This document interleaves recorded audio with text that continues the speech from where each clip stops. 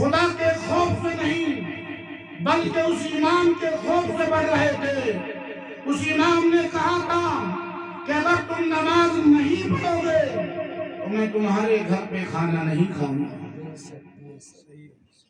تم نے تو اس لیے نماز پڑھی تھی، اگر تمہارے دل میں اللہ کا خوف پیدا ہوتا تو کیا اس امام نے تم سے نماز کے لیے منع کیا تھا؟ کیا یہ بھی تو وہی نماز پڑھاتے ہیں؟ کیا یہی تو وہی رکوع کرتے ہیں؟ یہ بھی تو وہی سجدہ کرتے ہیں؟ یاد کرو اس منظر کو کہ اللہ تبارک و تعالیٰ نے قرآن مقدس میں اعلان فرمایا۔ قرآن مقدس کی آیت کریمہ ہے، 27واں پارہ ہے۔ اللہ رب العزت ارشاد فرماتا ہے فَبِأَيِّ آلَاءِ رَبِّكُمَا تُكَذِّبَانِ، تم اپنے رب کی کون کون سی نعمتوں کو جھٹلاؤ گے۔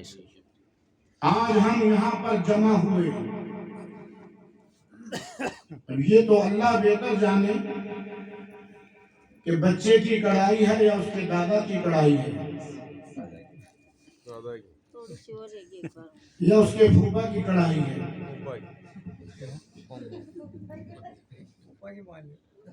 پھوپا بھی ایک نہیں ہے، دو ہیں، دونوں پہ اللہ کے ماشاءاللہ تندرست ہیں۔ لیکن خیر، آج یہاں پر جو بھی کھانا بنایا انسان نے کھایا، اس کا شکر ادا کیا۔ اگر یہی کھانا غریبوں کو کھلایا جاتا تو میرا رب اور راضی ہو جاتا۔ انسان جنت میں جانے کی تمنا کرتا ہے، مسجد میں کیوں نہیں جاتا؟ انسان اپنی زبان پہ گانے گاتا ہے، درود پاک کیوں نہیں پڑھتا؟ یہی انسان جب کتاب پڑھتا ہے، فحش کتابیں پڑھتا ہے، عیاشوں کی کتابیں پڑھتا ہے، لیکن یہی مسلمان قرآن کی تلاوت کیوں نہیں کرتا؟ کیونکہ اللہ رب العزت نے ہمیں اس چیز سے بہت دور کر دیا ہے۔ ہمارا جو دل ہے وہ سیاہ ہو چکا ہے۔ رب قدیر نے دنیا کے اندر پیدا فرمایا تو اس لیے پیدا نہیں فرمایا کہ ایک دوسرے کی چغلی کرنا، اس لیے پیدا نہیں فرمایا کہ ایک دوسرے کی برائی کرنا، اس لیے پیدا نہیں فرمایا کہ تم دیکھ کر جھوٹ بولنا، اس لیے پیدا نہیں فرمایا کہ تم قرآن سے دور ہونا۔ اللہ رب العزت نے پانی کو پیدا فرمایا، اسی پانی کو پیڑ کو دیا جاتا ہے، نیم کے درخت کو پانی پلایا جاتا ہے، آم کے درخت کو پانی پلایا جاتا ہے، آم کے درخت کو بھی، نیبی کے درخت کو بھی پانی پلایا جاتا ہے۔ یہی آم جب کچا ہوتا ہے تو کھٹا ہوا کرتا ہے، یہی آم جب پک جاتا ہے اور میٹھا ہو جاتا ہے۔ یہی پانی جب نیبی کو پیڑ کو پلایا جاتا ہے، اس نیم کے اوپر جو پتے ہوتے ہیں وہ کڑوے ہوتے ہیں، نیبو کا پیڑ ہوتا ہے، اس پانی کو پلا کر اس کو پالا پوسا جاتا ہے، اس پہ نیبو اترتے ہیں، وہ بھی کھٹا ہوتا ہے۔ لیکن یاد رکھو میرے نبی اکرم صلی اللہ علیہ وسلم کے پیارے دیوانوں، جب پانی کا یہ مطلب ہوا کہ پانی انسان کو پینے کے لیے دیا گیا، یہی انسان اس کو پیتا بھی ہے، یہی انسان اپنے گناہوں کو دھوتا بھی ہے، یہی انسان اپنے غسل کے کام کرتا ہے، یہی انسان اس پانی سے اپنے گندے کپڑے دھوتا ہے، یہی انسان اپنے جانور کو پانی پلاتا ہے۔ یاد رکھو کہ اس پانی کے اندر اللہ رب العزت نے کہیں پر کھٹا پیدا کیا ہوتا، کہیں پر یہی پانی میٹھا پیدا ہوا کرتا ہے، یہی پانی کہیں پر کڑوا ہوا کرتا ہے، لیکن نہیں بلکہ یہ زمین کا فیصلہ ہے. اگر زمین اچھی ہوگی تو میٹھا پانی ہوگا. اگر ہمارے ماں باپ صحیح ہوں گے تو ہماری اولاد بھی اچھی ہوگی. یاد کرو اس منظر کو جب امام مسجد کے اندر سے حی علی الصلاۃ حی علی الفلاح پکارتا ہے کہ آؤ کامیابی کی طرف, آؤ بھلائی کی طرف. انسان اپنی پیشانی کو نیچے جھکا کر مسجد کے دروازے سے ایسے بھاگتا ہے جیسے امام صاحب اس کو پکڑ کر اپنے کمرے میں بند کر لیں گے. یاد کرو کیا نماز کسی غیر کے اوپر فرض ہے؟ کیا نماز کسی دوسرے مذہب کے اوپر فرض ہے؟ لیکن نہیں, نماز مسلمان کے اوپر فرض ہے. آج ہمارے میلاد خواہ حضرات میلاد پڑھنے جاتے ہیں, بہت اچھی غزلیں پڑھتے ہیں ماشاءاللہ. ان کی زبان میں وہ مٹھاس ہے کہ جب یہ غزلیں پڑھتے ہیں تو سننے والا اپنی جگہ سے اٹھتا نہیں ہے بلکہ ان کی غزلوں کو سنتا رہتا ہے. اور جب یہی میلاد خواہ انسان اذان کو سنتے ہیں تو اپنی پیشانی کو جھکا لیتے ہیں, کہیں ایسا نہ ہو کہ ہم اس کے گھر پر نہ پہنچے اس سے پہلے اذان ہو جائے, ہمیں کہیں نماز نہ پڑھنی پڑ جائے. ارے خدا را, اگر تم نماز پڑھو گے, جب تم اپنے رب سے محبت کرو گے تو سننے والے بھی تم سے محبت کریں گے. حضرات گرامی, آج ہماری ماں اور بہنیں اتنا لمبا سا, اتنا موٹا سا موبائل لے لیتی ہیں. بکریوں میں جانے کے بعد یوٹیوب پر نہ جانے کون سی چیزیں دیکھتی ہیں. کیا میری بہن, کیا میری ماں, کیا کوئی عورت ایسی جو اس موبائل کے اندر یوٹیوب کے اوپر کسی حضرت کی تقریر سنتی ہوگی؟ نہیں, بلکہ یہ سنتی ہے کہ فلاں کی عورت کو کیسے جھگڑا کیا جائے, فلاں کی عورت کی کیسے چغلی کی جائے. یہ تو ہمارے اندر عام ہو چکا ہے. یاد کرو, اگر کوئی مسلمان مرد ہو یا عورت اگر کسی مرد کی یا کسی عورت کی چغلی کرتی ہے تو یاد کرنا اس منظر کو کہ اگر کسی کی چغلی کرتی ہے تو وہ اپنے مرے ہوئے بھائی کا گوشت کھاتی ہے. بتاؤ ایسی کون سی عورت ہے یا کون سا ایسا مرد ہے جو اپنے مرے ہوئے بھائی کا گوشت کھانا چاہتا ہے؟ اگر ایک عورت احمد آباد کی بلائی جائے, ایک عورت لکھنؤ کی بلا لی جائے, ایک عورت پاکستان کی بلا لی جائے, ایک عورت افغانستان کی بلا لی جائے, اگر چاروں کو ایک جگہ بیٹھا دیا جائے اور بیٹھانے کے بعد میں انہیں آمنے سامنے کوئی کسی کو نہیں جانتی, کوئی کسی کو نہیں پہچانتی, بلکہ جانتی ہے تو اپنی ساس کی برائی کو جانتی ہے, اپنی بہو کی برائی کو جانتی ہے, آپس میں بات چیت ہو جاتی ہے.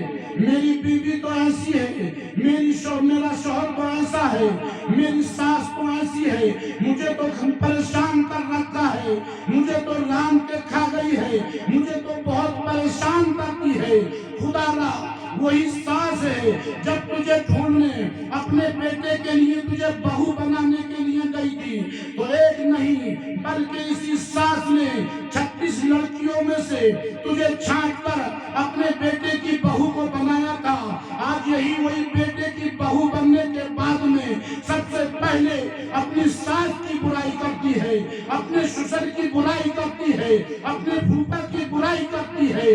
खुदा रा अगर यही औरत जो अपने बेटे की बहू बना के लाई थी, अगर ये घर पर बैठकर कुरान की तिलावत करती, अगर ये बैठकर कुरान को पढ़ती, अपनी ज़बान पर दरूद पाक पढ़ती, तो खुदा की कसम उसका ससुर भी सही हो जाता, उसकी सास भी सही हो जाती, उसका शौहर भी सही हो जाता। अगर वो दुआ करती, ऐ परवरदिगार मैंने कुरान मुकद्दस की तिलावत की है, तो इस कुरान की बरकत से मेरे घर की तमाम परेशानियों को दूर फरमा। ऐ परवरदिगार मैंने कुरान की तिलावत की है, तू मेरे शोहर को सही रास्ते पर चलने की तौफीक अता फरमा। ऐ परवरदिगार मैंने कुरान को पढ़ा है, तू मेरी सास को सही चलने की तौफीक अता फरमा। ऐ परवरदिगार मैंने कुरान को पढ़ा है, मैंने कुरान का जिक्र किया है, मैंने कुरान के मायने को पढ़ा है। ऐ परवरदिगार तो इस कुरान की बरकत से मेरे ससुर को सीधे रास्ते पर चलने की तौफीक अता फरमा। तो खुदा की कसम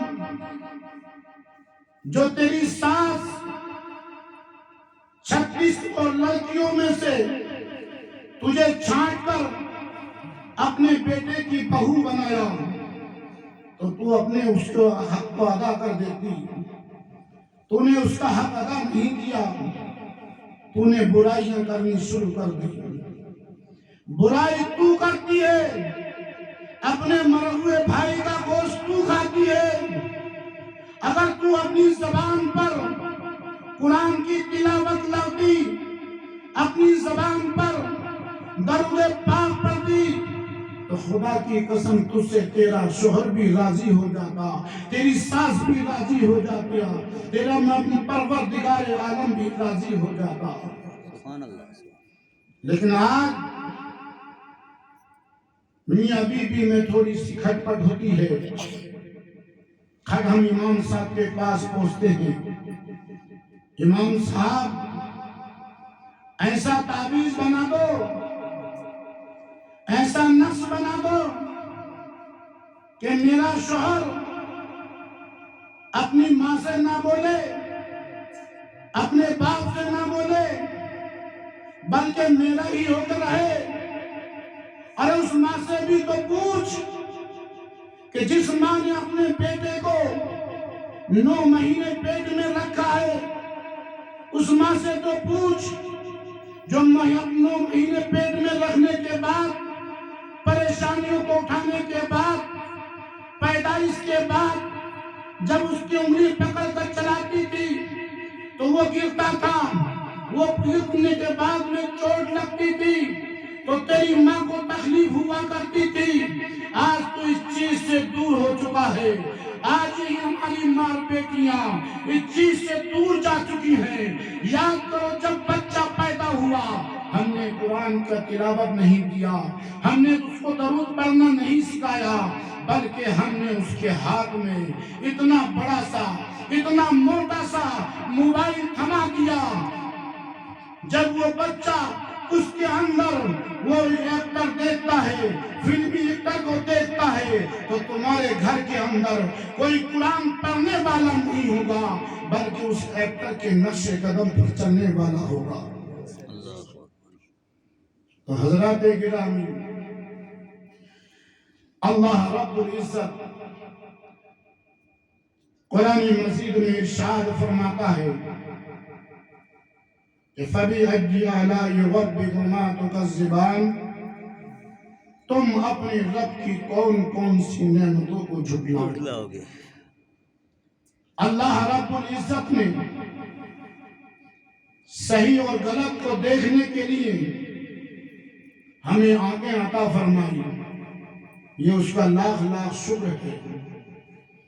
अगर आंख की कीमत पूछनी है, आंख की अजमत को देखना है, तो जिस इंसान के आंख में रोशनी नहीं है, जिसको आंखें बिनाई नहीं है, जिसको अंधा कहा जाता है, उससे पूछा जाए कि रात कब होती है, دن کم ہوتا ہے اس کو کچھ پتہ نہیں، اس کو رات بھی ایسی لگتی ہے، دن بھی ایسا ہی لگتا ہے۔ جس کے ہاتھ نہیں ہے اس سے ہاتھ کی قیمت کو پوچھ لیا جائے، جس کو پانی نہیں ملتا اس کو پانی کی قیمت کو پوچھ لیا جائے۔ حضرات گرامی، اسی راجستھان کی سرزمین پر جب بارش نہیں ہوا کرتی تھی تو ہماری ماں اور بہنوں سے پوچھو، جو ہماری ماں اور بہنیں جو پہلے کی ہیں، جو بزرگ ہیں، جو ڈوکری ہیں، ان سے پوچھ لیا جائے امی جان تم پانی لاتی تھی تو کہاں سے لاتی تھی؟ وہ عرض کرتی ہیں بیٹا میں پانی تو لایا کرتی تھی، تیرے لیے پینے کے لیے لایا کرتی تھی، تجھے نہانے کے لیے پانی لایا کرتی تھی۔ اپنے سر پر ایک نہیں دو نہیں بلکہ تین مٹکیاں رکھ کر فلاں جاگیردار کے کنویں سے پانی کھینچ کر لایا کر تجھے پلایا کرتی تھی۔ آج کا وہ دور ختم ہو چکا ہے، لیکن پانی کی قیمت ان سے پوچھی جائے کہ پہلے کتنی قیمت تھی۔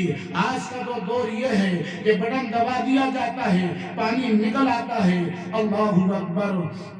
حضرات گرامی، جب تم دنیا کی سرزمین پر رہنے کے بعد اپنی ضرورتوں کو پورا کرنے کے لیے اس نولیا کی سرزمین پر نہیں، تم دودو چلے جاتے ہو، دودو میں پورا نہیں ہوتا تو جے پور چلے جاتے ہو اپنی ضرورت کو پورا کرنے کے لیے، اپنے مکان کو بنانے کے لیے۔ کیا تم نے آخرت کی تیاری کی ہے؟ کیا تم نے آخرت کی تیاری کیا ہے؟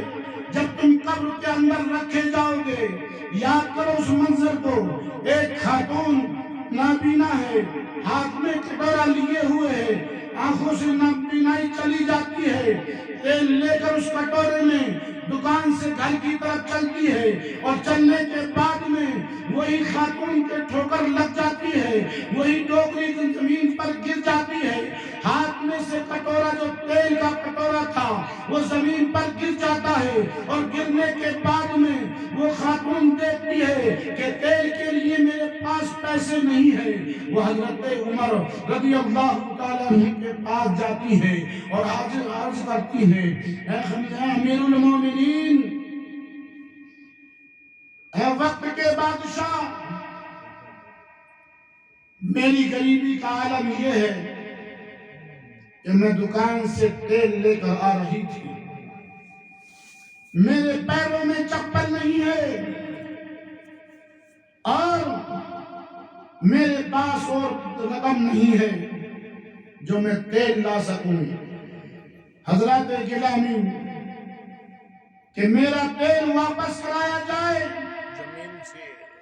تو حضرات گرامی، حضرت عمر نے دیکھا کہ یہ خاتون ضعیفہ ہے، بڑھیا ہے، ڈوکری ہے، اس کی آنکھوں کی بینائی چلی گئی ہے، اس کے پیروں میں چپل نہیں ہے۔ تو حضرات گرامی، حضرت عمر نے ایک چٹھی لکھی اور اس خاتون سے کہا کہ جہاں پر تیرا تیل گرا ہے وہاں پر اس چٹھی کو رکھ دینا۔ تو حضرات گرامی، حضرت عمر نے کوئی پیسے نہیں دیے، حضرت عمر نے کوئی سرکاری حکم نہیں فرمان جاری کیا، بلکہ ایک چٹھی لکھی، ایک خط لکھ دیا کہ اے خاتون، اس چٹھی کو وہاں پر رکھ دینا جہاں پر تیرا تیل گرا ہے۔ اللہ اکبر۔ تیل آ جائے گا۔ حضرات گرامی، جب اس خاتون نے اس چٹھی کو وہاں پر رکھا اور رکھنے کے بعد زمین پھٹتی ہے، زلزلہ طاری ہو جاتا ہے، زمین پھٹنے کے بعد میں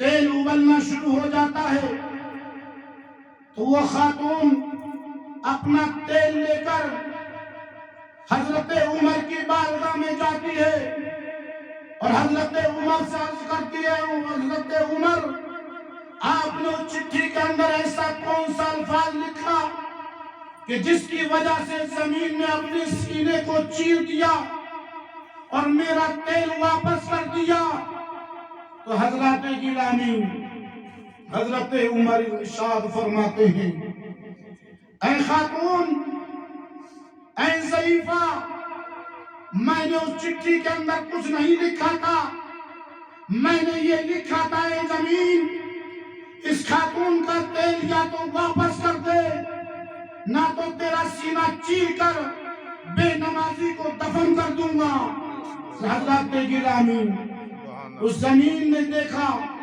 کہ تیل دینا تو گوارا ہے بے نمازی کو اپنے اندر دفن کرنا گوارا نہیں ہے آج ہم نمازوں سے دور ہیں آج ہم قرآن کی تلاوت سے دور ہیں حضرات گرامی جب تم مکان کی تیاری کرتے ہو تم مکان بنانے کے لیے سیمنٹ بھی لاتے ہو پتھر بھی لاتے ہو بجری بھی لاتے ہو دنیا کی تمام چیزیں وہاں پر موجود کر لیتے ہو لیکن جو 2-2.5 گز کا پلاٹ ہے اس 2-2.5 گز کے پلاٹ کے لیے تم نے کون سے اینٹ اور پتھر کی تیاری کی ہے کیا تم نے نمازیں کو پڑھا ہے کیا تم نے اپنی پیشانی میں سجدے کو سجایا ہے کیا تم نے اپنے گھر پر قرآن کی تلاوت کری ہے کیا تم نے اپنی زبان پر درود پڑھا ہے کیا تم نے اپنی زبان پر نبی پر سلام بھیجا ہے یاد کرو جب تم اس چیز سے تمہارا سینہ خالی ہوگا جب تم قبر کے اندر رکھے جاؤ گے تو قبر کے اندر رکھنے کے بعد میں جب تمہارے قریبی رشتہ دار تمہارا بیٹا تمہارا بھائی تمہارا شوہر تمہارا سسر تمہیں زمین قبر کے اندر رکھنے کے بعد میں تختہ لگا دیا جائے گا اس کے اوپر مٹی ڈال دی جائے گی منہا خلقناکم وفیہا نعیدکم ومنہا نخرجکم تارۃ اخری یہ دعا پڑھ کر مٹی دے کر فاتحہ پڑھ کر جب یہی ہمارا بیٹا اپنے گھر کی طرف روانہ ہوتا ہے وہ میت قبر کے اندر موجود ہے 2.5 کوئنٹل کی مٹی کے نیچے دفن ہے لیکن تمہارے چپل کی آواز سنتا ہے تمہارے جانے کی واپس جوتے اور چپل کی آواز سنتا ہے طریقہ تو یہ ہونا چاہیے تھا کہ جب ہم نے دفن کر دیا ہمارے رشتہ دار چلے گئے بیائی جی چلے گئے بیٹا چلا گیا باپ چلا گیا لیکن یاد رکھنا اگر اس کا باپ ہے یا بیٹا ہے یا عورت کا شوہر ہے تو اس قبر کے پاس اتنی دیر تک رکنا جائز ہے کہ جتنی دیر میں ایک اونٹ کو قربان کر کے حلال کر کے اس کی بوٹی بنائی جاتی ہے اتنی دیر وہاں پر رکنا چاہیے وہاں پر رکنے کے بعد اپنی زبان سے جو بھی آئے قرآن کی تلاوت کرنا جانتا ہو تو قرآن کی تلاوت کرے درود پڑھنا جانتا ہو تو درود پڑھے جو کچھ نہیں جانتا تو کم سے کم کلمہ طیبہ بھی پڑھتا رہے تو اس کی برکت سے وہ میت جو قبر کے اندر رکھی گئی جب اس کے اندر فرشتے آئیں گے جب اس سے سوال و جواب ہوگا آپ تو ہم اپنی زبان سے مارواڑی بولتے ہیں ہندی بولتے ہیں انگلش بولتے ہیں نہ جانے کون کون سی بھاشا کا استعمال کرتے ہیں لیکن مرنے کے بعد ہر انسان کی زبان عربی ہو جاتی ہے عربی میں ہی فرشتے سوال کرتے ہیں عربی میں ہی مردہ جواب دیتا ہے لیکن جب ہم قبر کے اندر جائیں گے ہمارے اعمال ہمارے پاس نہیں ہوں گے تو ایک فرشتہ نہیں ایک فرشتہ جو ایسا ہوگا جو ہمارے اوپر سے مسلط کر دیا جائے گا اگر ہمارے اعمال اچھے ہوں گے تو جنت کی کھڑکی کھول دی جائے گی ہمارے اعمال برے ہوں گے ہم نے نماز فجر پڑھی ہوگی تو بخشش کا فرمانا مل جائے گا اگر ہم نے فجر کی نماز نہیں پڑھی تو ایک فرشتہ ایک سانپ کی شکل کے اندر وہ سانپ ہمیں اپنی فنکار سے جب ہمارے اوپر فنکار سے مارے گا تو ہم اس 2.5 کنٹل کی مٹی کے نیچے جو ہم دبے ہوئے ہیں تو ہم 70 گز اور زمین میں دھس جائیں گے اس کی ایک فنکار سے. اللہ اکبر. وہی سانپ ہمیں باہر نکالے گا پھر مارے گا. جوہر تک یہی طریقہ وہ استعمال کرتا رہے گا. اگر جوہر پڑھ لی تو کچھ کمی ہو جائے گی، جوہر نہیں پڑھی تو عصر تک مارے گا، عصر نہیں پڑھی مغرب تک مارے گا، مغرب نہیں پڑھی عشاء تک مارے گا، اور عشاء نہیں پڑھی تو فجر تک مارتا رہے گا. یہ عذاب ہم پر جب تک ہوتا رہے گا جب اپنے رب کی بارگاہ میں سوال و جواب کے لیے نہیں کھڑے ہوں گے. لیکن آج ہماری ماں اور بہنیں تو سوچتی ہیں کہ نماز تو مردوں پہ فرض ہے، عورتوں پہ نہیں. عورتوں کو تو صرف اس لیے پیدا فرمایا کہ ایک دوسرے کی چغلی کرتے رہیں اور جنگل میں بکریاں چراتے رہیں. یا اگر کہیں پہ اگر ہم جائیں اور اس شادی میں جائیں تو کم سے کم 2.5 کنٹل پاؤڈر کا استعمال ضرور کریں. اس کو ہم اپنے اوپر اپنے رنگ روپ اصلی والے کو چھپا کر سامنے والے کو دکھانے کے لیے ہم کریم کا استعمال کر کے، ارے خدا کی قسم اگر تم اس کریم اور پاؤڈر سے دور ہو جاؤ، تم دن میں 5 مرتبہ اگر تم وضو کرو گی تو تمہارے اس پاؤڈر سے زیادہ اس وضو کی برکت سے تمہارا چہرہ چمکتا ہوا نظر آئے گا. سبحان اللہ سبحان اللہ. ٹائم زیادہ ہو گیا. سبحان اللہ. فجر کی نماز ہی بولی. پریشانی آ رہی ہے؟ ہاں نہیں آ رہی ہے. مجھے آ رہی ہے. چادر کیمرہ لگا ملے تو پوپا جی دیکھو. نہیں کیا پریشانی آ رہی ہے؟ نہیں کہیں نہ رہی. چال روز بجے نہیں سنتے ہو؟ چال بجے نہیں کوئی کون چالوا دے نے کب کے دیا. میں اس لیے زیادہ نہیں بول سکتا، سوسر جی ہیں اس لیے زیادہ نہیں بول سکتا. نہیں کرائے کا تو نہیں ہے، مول نہیں ہے.